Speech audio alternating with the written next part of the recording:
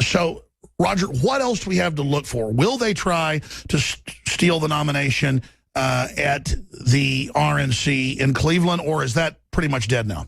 I don't think there will be an effort there. I think you've got some bitter enders who are still loyal to Ted Cruz, but the Trump folks now, and Paul Manafort, who is the consummate convention operative, they have firm control of the Rules Committee, of the Platform Committee, of the Credentials Committee now.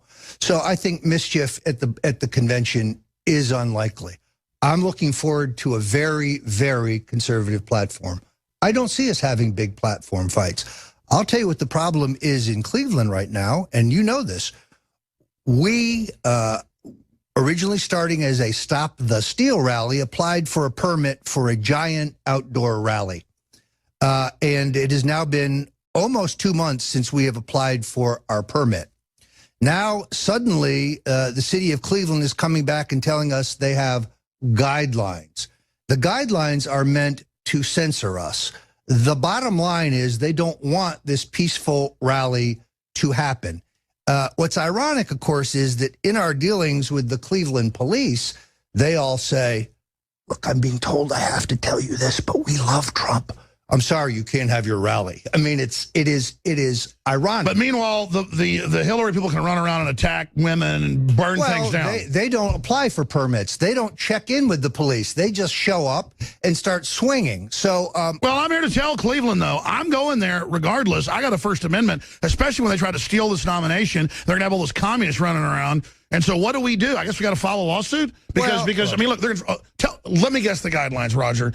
They're going to make us be like 5 miles away in a ditch where nobody can see us, or what? It's unclear. The gentleman who is organizing this, Tim Salati Sr., a real patriot, locked in conversations with the city of Cleveland, trying to get to the bottom line. This rally is happening. Oh, yeah, folks, come there, be there. You know there's going to be shenanigans. We just need to be there regardless. Absolutely. And it's because we try to get the permits. We try to do it all. But when they try to say no, we don't need that for a rally unless it's blocking roads. We're just going to pick some park and be there. Yeah, look, the point here, of course, is numbers. We need to show the numbers. We need to show the force of Trump in numbers. And by the way, the police all over the country are ordered to let leftists attack people and stand down.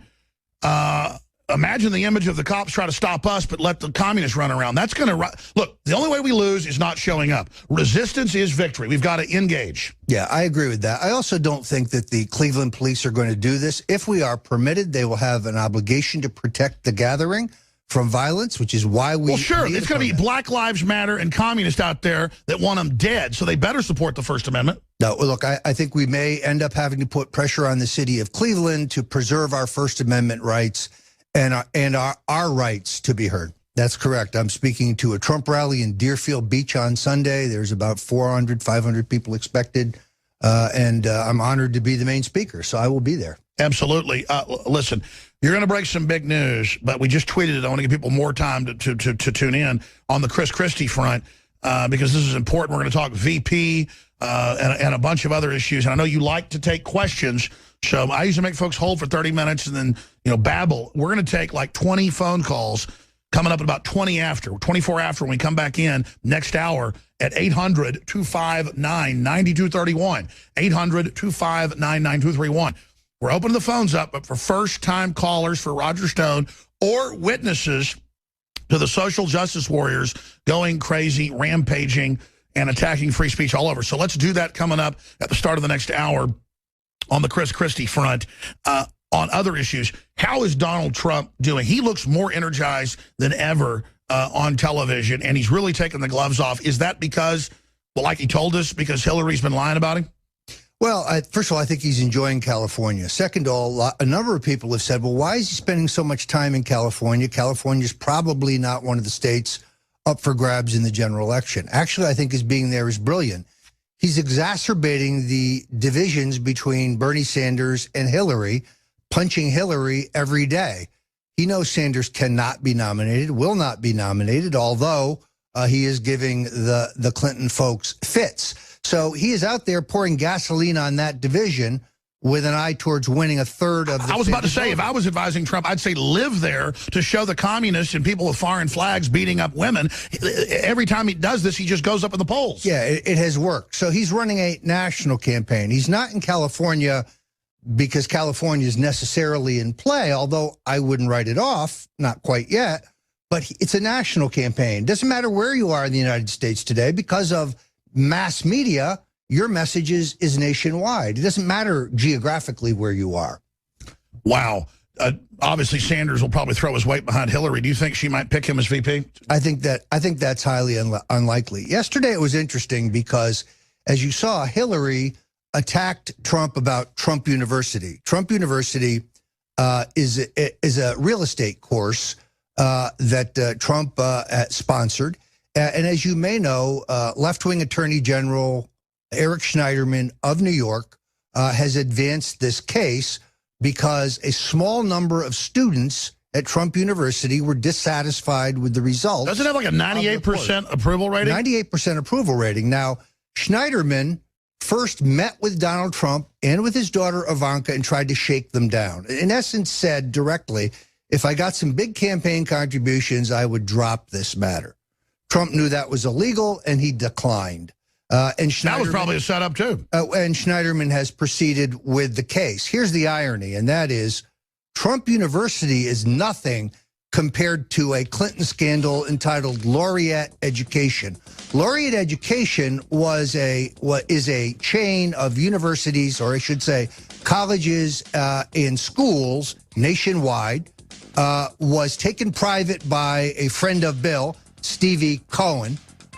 Turned out to be a financial disaster. So they brought in Bill Hold Clinton. on, stay right there. So tell us about this university scandal. I have a piece up right now at Daily Caller about this. Laureate University is a Clinton scam. Basically, it was a failing chain of private schools. They paid Bill Clinton $16 million in 2010. They didn't disclose that until 2015. It was hidden. Clinton managed for them to get $150 million from the International Finance Corporation. Good Lord. Obviously they never qualified for their IPO. Clinton and the friends of Bill on Wall Street, KKR, Goldman Sachs, Stevie Cohen, they made a killing.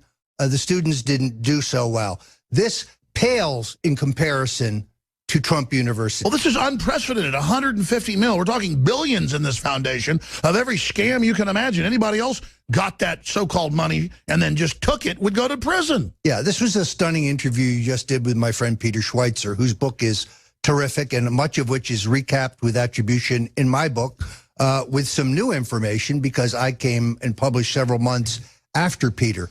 The Clinton Foundation is the largest single money laundering scheme in U.S. criminal history. So they make Bernie Madoff look like a good boy. A piker. This is a $2 billion global financial fraud. All of their filings with the individual states, with the IRS, by the way, the state attorney generals regulate charities. All of their filings are permeated with fraud and partial information. Why no Republican attorney general has yet opened an investigation into the Clinton Foundation is beyond me. Why the IRS is auditing Donald Trump's taxes but not investigating the Clinton Foundation, over which they have received hundreds. It's too big to fail. Right. I mean, they've got so many other people involved in the scam, they want to cover it up. But I mean, sorry, go ahead. It's the Achilles heel, though. If there are three issues for Donald Trump, they're very simple. The Clintons' epic abuse of women, the fact that Bill sexually assaulted dozens of women and that Hillary then threatened and intimidated and bullied them into silence. Secondarily, her failure as Secretary of State, Benghazi, the email scandal, and our failed foreign policy. And then thirdly is the epic stealing by Bill, Hillary, and Chelsea, the way they have enriched themselves at the trough by trading governmental favors for giant speaking fees and contributions to their phony charity. 1, 2, 3. That's how you beat Hillary Clinton. That is the 1, 2, 3 knockout crescendo or trifecta. When we return, the latest on the Chris Christie situation. You're just 60 seconds on Nixon, then we'll get into Chris Christie. Well, I think you made an excellent point, which is Nixon figured out that the Russians and the Chinese could be played off against each other.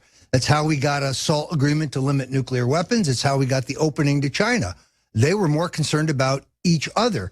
This is the kind of president we need, somebody who puts America's interests first and figures out how to play our enemies off against each other. Now, let's go to the Christie situation. As you know, a federal judge has ruled that a list of unindicted co-conspirators in the George Washington Bridge closing matter be released. Somebody, calling himself John Doe, has appealed to the court to try to block release of those documents. That hearing is coming up today, I believe. My sources, which are impeccable, tell me that there are, in fact, two lists.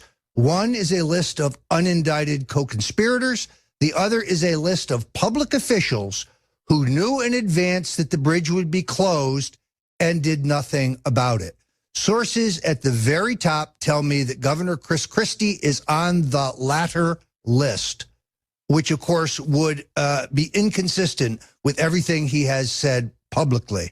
So we need to watch that hearing very carefully. I think it is unlikely the judge is going to back off the release of these documents. And finally, the truth of Bridgegate will be known shortly.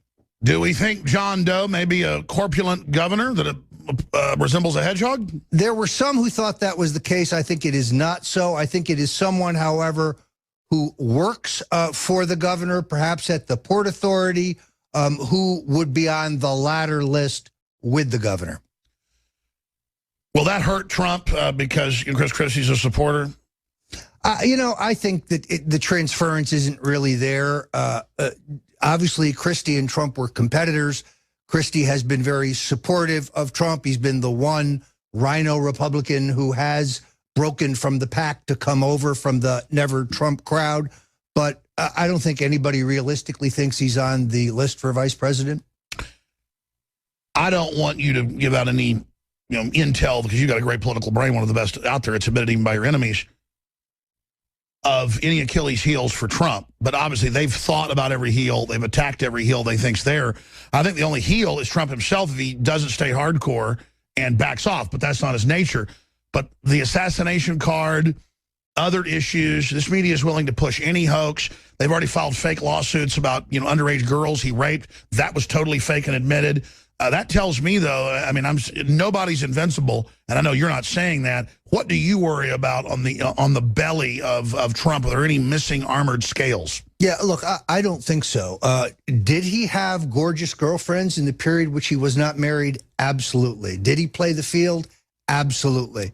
There are no scandals. All this nonsense about David Brock and the folks at Media Matters America have reams and reams of unknown negative information. It's all crap. Here's the question. Why is the mainstream media asking about Trump University but not Laureate? Why are they asking Trump about how much he raised for veterans to the penny but not asking about the Clinton Foundation? You have a double standard, and Trump has taken it on frontally in his attacks last week on the media for raising the question about how much he raised for veterans. We know exactly what it is. $5.6 million. That's how much, with another 600,000 pledged and yet to be collected. In other words, the exact $6 million that Trump said it was months ago. And this is a hit job. They turn everything into something evil. He's at an event. He says, I have pledged from donors and myself $6 million. And then that's how pledging works. Whether it's NPR or anything, then you send the money. You call in and go, I pledge $500. They go, good. You get the coffee mug and the sweater. And then you write the check. He says, I have $6 million pledged. And they turned that into deceit. Yes. Look, it is... We're playing a game against a stacked deck. You're going to have a movement here, and I think everybody knows this, and Trump called it when he said it was rape. The women physically and sexually assaulted, raped, bitten by Bill Clinton, Kathleen Willey, Juanita Broderick, Paula Jones, Christy Zurcher, Sandra Allen James, Liz Ward Grayson, Eileen Wellstone, who may be found in Britain, the very first woman that Bill Clinton raped when he was at Oxford. They are going to be they're going to speak out. They're not going to be stifled and suppressed and threatened this time. And here's what will happen, Alex. There's going to be an attempt once again to discredit them. What do the Clintons always do? Attack the women. Attack the women. But this time there's the internet and the new media that together is even more powerful than the horror media, the Brian Williams, Katie Couric, Decepticon media. But they're going to say, oh, these women have been paid to say that. These women are ideologically motivated. These women are lying. No, folks, these women are telling the truth. They were browbeat. They were suppressed last time. They will not be. I can see TV ads where it shows Hillary and Bill denying it, and then cut to Clinton going, I did not have sex with that woman, Monica Lewinsky. Look, their credibility is shot, and that's their largest problem. Even liberals don't believe them. Nobody believes them. They have lied so many times about so many things that attacking someone else is a liar. I think so what happens? You know their brain. You know Brock. You know his rotting mind. What are they going to pull?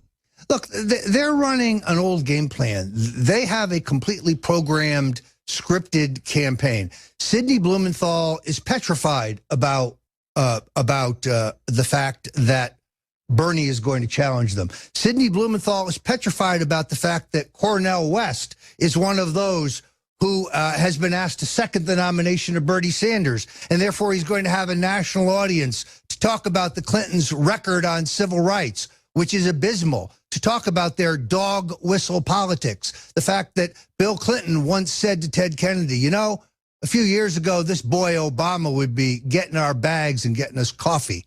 So that's the real Bill Clinton, the Bill Clinton who signed 3 strikes you're out. The reason so many young black Americans are incarcerated for possession of small amounts of drugs is so Bill Clinton could be looked tough going into his 1996 And by the way, that's what's so crazy. They hang out with Grand Dragons. They really are the scuzzy end of the Dixie Mafia, literally. For folks that don't know what that is, I mean, I live here, okay, I know. And it's just crazy. You get around Dixie Mafia people, and I've been around them, and most of the top Democrats in town, I mean, they are the most racist people I've ever seen. And you're just like, it's like, what on earth? And then I tell you. Most African Americans don't know the story of Ricky Ray Rector. Ricky Ray Rector was a retarded African American man convicted in Arkansas. Hillary pushed Bill to execute him on the eve of the New Hampshire primary in 1992 so that they could look tough on law and order. Every African American in this country needs to know the name of Ricky Ray Rector before this election. And by the way, we're not just saying this. I don't just to win political points just say they're racist. I mean, the Clintons are anti-human scum. I mean, they are. Is there anybody worse than them except maybe Kim Jong-un? Well, the Bushes are in the same league. I think the Bushes are actually bigger criminals in terms of the overall. Well, they got a lot of the Nazi money. That's why they're really secret. They start with Prescott Bush, the patriarch of the Bush family, the U.S. Senator. They held the war chest for Hydra. Yeah, he was basically financing the Third Reich's war machine. Which symbolizes a Hydra. That people think that's Captain America. I'm saying that's actually the group. Yeah, it is. I think that, of course, the two families, the Bushes and the Clintons, as you can see in both of these books, they're connected at the hip. It's one crime family. They're in it together, folks. That's why Bill says, George Bush says that Bill is like his brother, and that makes Hillary like his sister-in-law. And Barbara Bush. Don't talk about Clinton. She's my son. Yeah, she says that Bubba is the fourth Bush brother. God forbid. You've got more to cover. Tell folks what it is. Well, I want to talk about the convention. I want to talk about the way I see this playing out. We should talk a little bit about the importance of the vice presidential nomination. All right, we're going to talk about it all. Tom, in Her Britannic Majesty's Albion, you are on the air from jolly old England. Go ahead. Thanks, Alex. I mean, Sir Alex, Lord Alex. Thank you, sir. And Roger. Hi, Roger. I've got a comment, a little sort of an anecdote, I suppose, and a couple of important questions for Roger. Sure, go ahead. Trump. So this was a BBC documentary about 5-6 years ago. It was about reality TV, and there was a large segment on The Apprentice. And they interviewed a former contestant, and she was saying how great Trump was to work with, and how he was always jovial, smiling and everything. And she just told a story about how he came in jovial and smiling as usual, and then the producer told him the narrative. And the narrative was Trump is in a terrible mood. something such and such happened, and blah blah on the way, and and he apparently got into character, like that. It was sure. I mean, he's been part of reality TV, and I can tell you, folks, it's almost all completely fake. Trump admits that. So here's your question: is this just an actor we're seeing? And my answer, before we talk to the real insider, is it doesn't matter. This stuff he's doing is irrevocably damaging to the New World Order criminal project. That's why I'm supporting it. But I think he's gamed them. And I've talked to a lot of other insiders, and you didn't tell me this, that knew him years ago that said, look, Trump's more anti-New World Order than you are. He's just kept it secret, and he's like a sleeper cell. Is that an accurate statement, or is that... I think he's had consistent views for 30, 40 years. 30 years ago, he was against NAFTA again. Right. He was against NAFTA. He was suspicious of NATO and the fact that it's costing us a fortune and our allies are not paying their fair share. It made sense, perhaps, after World War II when we were wealthy and everybody else was broke. Now we're broke and everybody else is He's wealthy. A businessman, and he thinks about Team America. But he's always thought that there is nothing new about his views. These have always been his views. He's always been an outsider. He's always scoffed at the inside Washington, New York elite. I can tell you this. He hated Washington. He hated going there. He hated the system. They know that, by the way. There's no question. So he hasn't changed. And no, I think the fellow you may have seen on The Apprentice may have been acting, but the Donald Trump you see on the campaign trail, that's the real Donald Trump. Let me ask you this, Tom. Forceful and to the point. I kind of interrupted both of you, but is that your question? I was being presumptive, or is that it, Tom? It wasn't really my... I mean, I've got other questions. Go ahead. But yeah, I was just going to say that not all of his views are consistent with what they were a few years ago. And in the context of him being an accomplished actor, I mean, I understand that Roger Stone says that what we're seeing now is the real Trump.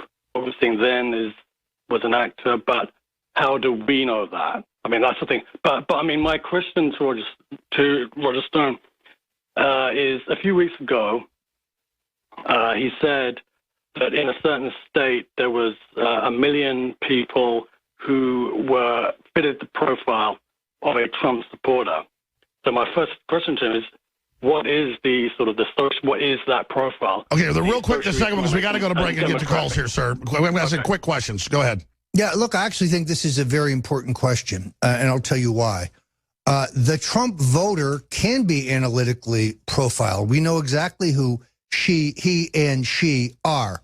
And therefore, I think that one of the most important things that has to be done before this next election is the registration of 1 million new voters in the 10 swing states. But I thought there's already been 2 million more voters that voted Republican than normally, 2.5. But those are folks who are already registered and came to the process. They've just never voted in the primary before.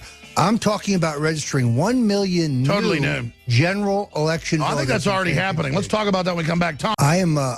I believe that in the last 2 presidential cycles, the Democrats have done a much, much better job of voter registration. The good news is, however, there are not a bunch of unregistered Democrats out there for them to bring in. Now, they can try to bring in illegals, and they have done that in some places, but the Republicans have not done a good job of voter registration. Is that because of internal sabotage? No, I think it's actually because there was no market. Now, with Donald Trump as the head of the party, now suddenly there is a market. There are at least 1 million people in the 10 key states willing to become Republicans because they've been drawn to the party by Trump. They weren't interested for Mitt Romney. They didn't even vote 4 years ago. Those people can be located through a sophisticated analytic and modeling program.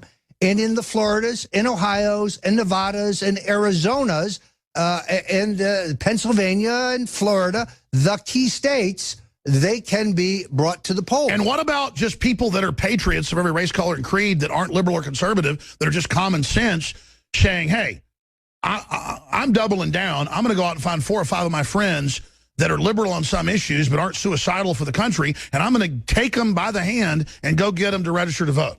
Look, I'm working with a group called the Committee to Restore America's Greatness. That's all they're going to do is locate and register 1 million new Trump voters. So that's the place to go to learn tips and what to do? Or we will be rolling this out shortly. The Trump campaign has not announced a massive voter registration drive. I think it's an absolute necessity as a political professional, as someone who's a veteran of 9 Republican presidential campaigns, starting with Nixon, through Reagan, Bob Dole, still doing penance for helping the Bushes. That's why I had to write the book. I can tell you this is the key to victory. That's how close this is going to be. It's the only hedge against vote stealing by the Clinton machine. So I'm going to be putting my back into voter registration. A goal very simple: 1 million new Trump voters. You could even call it something like red-blooded Americans. We're of every race, color, and creed. We love freedom, and we're for Trump. We're for the Republic. Red-blooded Americans. Yeah. Meanwhile, you've got the Never Trump operation. Now, this just continues to confound me. Look, Bill Kristol is a friend of mine. I like Bill Kristol. We don't agree on hardly anything. He really should get out of politics and stick to starting wars and writing, because he's a writer. Here's the point. You telling me that the conservative Republican members of Congress, the people who gave us an 80% increase in our $13 trillion debt, they're worrying about soiling themselves by endorsing Donald Trump? Please give me a break. Or those who say, oh, he's not a conservative. Well, what kind of conservative are they? The kind of conservatives like George W. Bush, who tells us Islam is a peaceful religion and who brought us into an endless war with no point? Or Donald Trump, who says, let's find ISIS and destroy them? I know which kind of conservative I am. And they don't want the wars there. They just want to keep them going forever. I talked to the special ops guys, Delta Force, you name it, the Marines, the Navy, all of them. They go, look, whenever they turn us loose, we wipe them all out. We have to sit there in bases and let them attack us. Well, the idea of a third candidate, an independent candidate, who now turns out to be a writer at the Weekly Standard, this is some kind of fraternity joke. Here are your choices: Hillary, rotten Clinton, or Donald Trump. Those are your choices. Terrific piece today by Richard Viguerie, an old friend of mine, a real purist conservative, but who makes the case that for conservatives, this is the only choice. Trump is the only choice, and the Never Trump people need to get over it and get on board. We've got more to cover about the VP and stuff, but let's go to the calls. Let's talk to Ben in California. He was at San Jose anti-free speech rally where a woman was beat up, and the news said she deserved it. The mayor's like, you know, get hit in the head with a Mexican flag and an egg in your face that cut it, get punched in the eye, a bleeding woman. And it's racially motivated. It's crazy. And man, I love Hispanic people. That's not just like some one-off. I mean, it's true. I like everybody, but I really like Hispanic folks, like the culture, the food, everything. I don't like how Mexico's degenerated into a narco-terrorist state and how the culture pushed by the media is gangbanger, 18-year-old thugs who've been in and out of juvie hall running around beating up women. I mean, come on, folks. You really going to endorse a bunch of Mexican gangbangers beating up people? And I mean, come on, folks. I mean, don't people understand that condoning this is going to create major division in this country, and that's why they're allowing this to happen and why they're endorsing it, is to create silent, cloistered, white, fearful racism, so that then we can all be managed as racial groups like prisoners. I mean that's my view. But it's going so far, and we're going to go to Ben. I think it's a mistake. Here's why. Because at the end of the day, I think Hispanic voters care more about economic opportunity. They care about getting their piece of the American dream. They care about getting their piece of the economic pie. And the only person who's going to allow them to do that is Donald Trump. He's a job creator. He understands the economy. He's got a terrific tax reduction plan that is pro-growth and very dynamic. And at the end of the day, Hispanic Americans can choose between opportunity and prosperity and hate, because that's all they're churning out is hate. Well, I'll say this. When Latin America was right-wing, it had some of the wealthiest countries in the world. And sure, they had some bad right-wing groups there, too, that they exacerbate. Oh, the right-wing killed 5,000 people. The communists will kill like 300,000 in countries when they take over in Latin America. You know, I'm not saying it's a lesser of two evils, but, I mean, free market is what makes things operate. It's all the countries that have it, even in limited form, are the ones that have jet airplanes and swimming pools and jobs and highways and a chance to get wealthy. You bring in collectivism, it's some kingpin who says he's a leftist in a red shirt sitting up in an armored compound while you live in a mud hut. I mean, Latin America could be this giant glowing jewel, and instead it's gone to hell in a handbasket. And The leftists just want to keep everybody down. I mean, and people say, well, what about the left-right paradigm? It's been controlled because the right's been phony. But the establishment is going after humanity from a leftist perspective. I mean, look, Roger, you're involved in a lot of libertarian causes. I know you're involved in, marijuana decriminalization. You have businesses in that. More power to you. You're involved in a lot of stuff they call liberal. You've gone after right-wing extremist candidates before yourself. I don't like that. I don't want monotheists telling me how to live, whether they're Christian or Muslim. So I really think it's about terms here. We are the classical liberals, the constitutionalists. We're the real progressives. These people are a cult of control freaks. Yeah, I look at it in a slightly different way. At a certain juncture, I figured out that the left-right confrontation was really just a Hegelian device to distract us from the fact that there's an elite whose only interest is not ideological. They're neither left nor right. They play both sides. They're interested in control, power, and wealth. That's what they're interested in. And therefore, I probably have more in common with many Bernie Sanders supporters than I do with some traditional Republicans. The truth is, however, that this election is between the insiders and the outsiders. It's not between the Republicans and the Democrats like our past presidential elections. It's the Republicans and Democrats together versus Donald Trump and the people of the United States of America. It's never been more naked, because it doesn't matter he's worth $8 billion.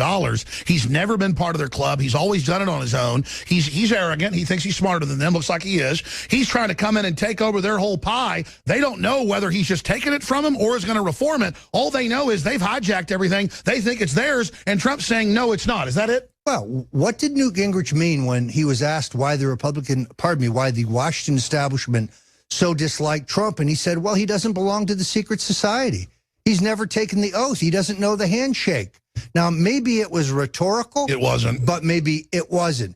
He is not part of the Council on Foreign Relations. He's not a member of the Trilateral Commission. And there is a sexual and a cultic aspect to all these clubs. There's a political one, but to get in deeper, there's another level. Like the average gang says, go shoot an old lady to become a made member. When you get to Skull and Bones and stuff, no, you got to do something else to become a member, and it's sexual. Now, I'm going to leave it at that and go back to phone calls, but you're dead on. By the way, if you're a new viewer, let's find that. Newt Gingrich, Trump's never been part of the secret society. He said that on Fox News.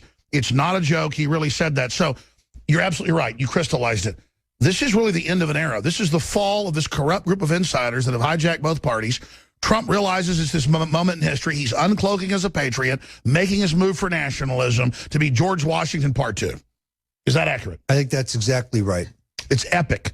Roger Stone's here with us. It's amazing. This guy, all the angles he's got. Ben in California, thanks for holding. You're on the air from San Jose. Go ahead.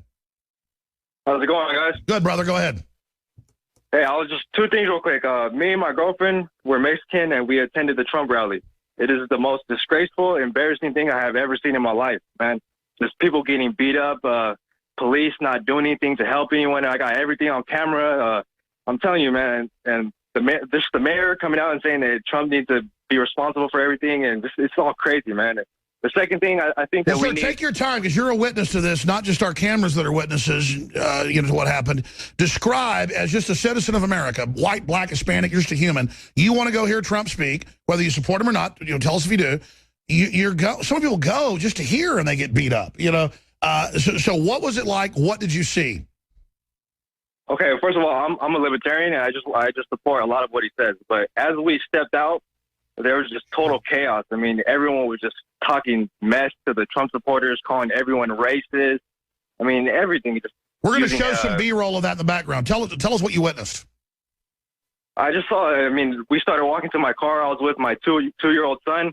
And, we were just walking. I was recording everything. People were just talking mess to everyone. And then out of nowhere, some guy got his Trump hat ripped off, some older white male, and they just started beating him. And I told my girlfriend just to go to the car, and I just wanted to stay there and record everything. And the police weren't even helping this man. I was screaming at the police to help him. I have everything on camera right there. I was screaming at the police to help this man, literally 5 feet in front of the police.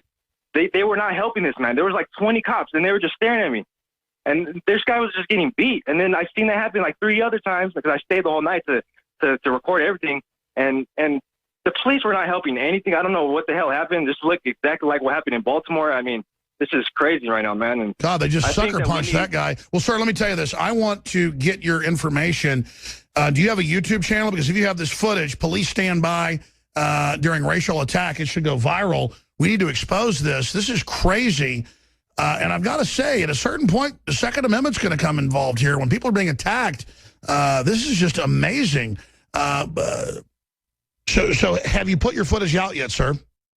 No, I have not. But my second thing I was going to say, I think that we need a whole bunch of constitutionalists to go out, because I was literally the only one of the only males out there that was trying to help these people getting beat up. I was trying to grab these people and get them away from all these crazy people. There's no one out there to help these people. I mean, I think we need a whole bunch of Trump supporters or people that support the Constitution to go out there and protect these people, because these people are just. Yep. I mean, this young boy had a Trump sign, and they ripped it up, and he was just screaming at them like, "This is my opinion. You guys are calling me racist. Like, I'm not even doing anything to you guys." I mean, I think we need people out there to protect these people, man. Like, everyone that can still carry permits, anything, bring out a legal knife. I mean, if these people want to do something stupid, man, it's going to be on them. And in my eyes, here's the thing, sir. I hear you. The media is trying to spin this and trying to cover this up, and it's just out of control.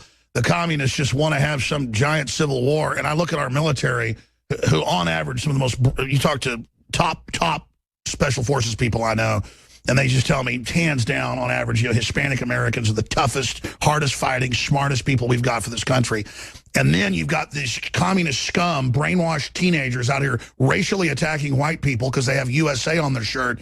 It is just a shame, and I hear you. If I was Hispanic, I would be ashamed of this. I'm ashamed of this as in America. But sir, please get your. I'm going to put you on hold. Overnight at FedEx, whatever. But everybody that's listening that videotapes this stuff, need to get it up. Do you have a YouTube channel? Can you get this out? Yeah, I could put it up on my YouTube channel. What is your YouTube channel? And we'll link to it as soon as you put it up. Well, I just have a YouTube account. I don't have an actual channel, but I can make a channel and I can send you guys. I'm going to put you on hold. I'm going to have most of my crew's on vacation right now. I'm going to have Darren McBreen get your number from John Harmon, and then we're going to call you in 10 minutes and work through this with you and get this footage uploaded and get it out, okay? Yes, sir. God bless you, Ben. Go ahead, Roger. Look, we should not be surprised that the Clintons are using thug tactics. They've used thug tactics their entire career. These are people who used Arkansas state troopers to have witnesses to their corruption and their sexual crimes beaten, who broke into people's houses, who burned people's houses down, drove people out of the country for fear of their lives, broke into people's cars, smashed their windshields, slashed their tires, killed their pets, threatened their children, threatens their children's friends. The Clintons are thugs. They are worse than the mafia. The bullying's over, though, and Donald Trump's the spearhead, like on an icebreaker. We're the ship. He's that big iron steel, spike ramming through the ice. Is that it? That's why they're so apoplectic, because in a guy, they can't co-opt him. They can't silence him. This is like stepping in front of a moving freight train. The day of reckoning is coming, and Donald Trump is going to be the man who brings it. Throughout history, criminals, whether the communists, the Nazis, they always think they can overrun everybody. And at first they have victory, and they push, and all of a sudden, the sleeping giant awakens. And I can feel the sleeping giant isn't just awake now. It's awake, and it's pissed. Look, I've been through 9 presidential campaigns. I have never seen anything like this. Reagan was as close as we got, but this is a real grassroots insurgency. I've never seen anything like it. You don't have to call the Trump people to show up. They show up on their own. You don't have to call them to remind them to vote. They show up to vote. I've never seen this kind of grassroots power. If somebody just thinks they're going to punch me, I can't believe these folks don't fight back, though. But I guess they're smart like Gandhi. Well, look, I actually think, I'm against violence, because any kind of violence will be blamed on Trump, no matter who started it. No, I get it. If I fight back, I'll be blamed on it. So, sadly, you have to turn the other cheek. You have to avoid violence. I agree. Like Christ, not that Christ was a wimp, it was so manly to take it to show how bad they were. Again. So at a certain point, I guess, you just absolutely show they did it by not fighting back. I've never done that in my life. Violence is not the answer. It will not solve the problem, but the mainstream media will blame it on I've just never let somebody punch me and not get punched back. I don't know how to do it, but I hear you. Well, either does Trump, I assure you. Yeah, I love when they jump the stage trying to attack him. He doesn't run. He just pushes his Secret Service office ready to punch him. Look, Donald Trump's taking his life in his hands. Every day goes out on the campaign. I can tell he loves it, doesn't he? He's not afraid. He's not living in fear. He's having the time of his life. And he's correct. This is not a political campaign. It's a movement. It's a movement to save America. And he's willing to risk his life for it. I just sent $1,000 to the Committee for American Sovereignty, one of the super PACs that's supporting Trump that I do believe in, that unlike Great America PAC is not a ripoff. That's run by Benton the Felon, right? Yes, correct. Look, you've got Hillary Clinton sitting on $48 million in super PAC funds. And that money, it was 80. She can raise much more. It is unlimited in terms of what she can get. We have to have these same groups. We have no choice. I'm just looking at that camera over there to the audience and just telling them, this is an epic time to be alive. I don't care what stinking color you are. We're all red-blooded. And I've always had this idea about, our color is red, and taking the color red back from the communists and saying, you don't run the color red. Humanity, that's our color, that's our blood. The communists admit they love red to show red terror, they're going to kill everybody. Well, I got news for the Reds. We're bringing red back, meaning you're the ones that are going to get run over if you try to enslave us. This is the Republic of the United States of America. We are not going to die easy and go down without a fight, Roger Stone. Well, what I'm saying is, never mind the red, you're not going to win this election without green. That's right. And therefore, yesterday's announcement that Tom Barrack, who is an L.A.-based, very close friend of Donald Trump's, runs a very successful real estate opportunity fund. He has started a super PAC. He's got an immediate $37 million in solid pledges from Trump supporters. That is a pivotal moment.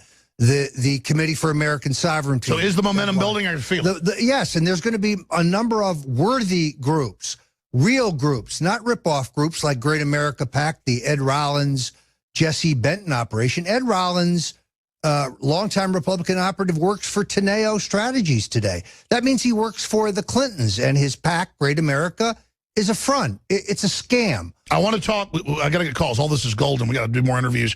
Obviously, you're going to let us. I know you have no sleep waiting for your flight here, but we can do some more interviews and stuff for Sunday, right? Yes. Yes. Good, good. So there's been more Roger Stone, more exclusive here. I want to go to some phone calls right now. We'll do 5 more minutes in the next hour, and then we can go get some lunch here. Let's go ahead and talk to Chris in Georgia. Then we'll go to Erica in Oregon and others. Go ahead. Hello, Alice and Roger Stone. Go ahead. Thank you. All right, I have 3 questions, but I'm going to ask my first one now. If you have time, I'll ask the other one. I don't think Trump will be president because I believe the elite will kill him. Do you agree? I mean, I support him, but do you see him as president given all the dangers he's been through? I mean, all the tweets and death threats and the little protection it seems he has. I mean, look, there's no doubt he's one of the bravest men ever alive in American politics. You know, he's not George Washington yet, but he's trying. So, yes, they want to kill him. They're openly. Glenn Beck's been suspended off Sirius XM. He's being, because he does these little premeditated, somebody needs to kill Trump things. I'm not attacking Beck, but it's getting crazy. The New York Times says kill him. They're allowing this. Facebook allows hundreds of pages calling for his death for months. Roger Stone, this guy's got a good point. Chris has got a good point. Yeah, no, I think it's a very legitimate concern. Look, I have been banned on CNN because my views are politically incorrect. But a fellow named Wilson, a Republican consultant from Florida, he tweets out, somebody needs to put a bullet in Donald Trump. He still appears regularly on CNN. So, once again, you see the double standard. Yeah, somebody's put handcuffs on his ass. Yeah, well, at least he had to get a visit from the Secret Service. He doesn't have a right to say, as a media person, go kill somebody. Listen, if I got up on air and told my listeners, they're great people, but a small percentage are crazy. If I said go kill somebody, they try. And Glenn Beck knows that. It's not like he's an average guy saying somebody should put a bullet in him. He knows damn well he's got enough lunatics listening, they'll go out and try it. I'm sorry, Roger. Look, I don't disagree. So let's come back to your question because it's crucial. Who the vice president is the central question. I think Trump's greatest insurance policy against assassination is picking a vice president whose views are almost identical to More hardcore. Don't have a George Herbert Walker. No, because then that's an open invitation. Whether it's Lyndon Johnson, whether it's George Bush, that's an open invitation for a Roger Stone is on fire.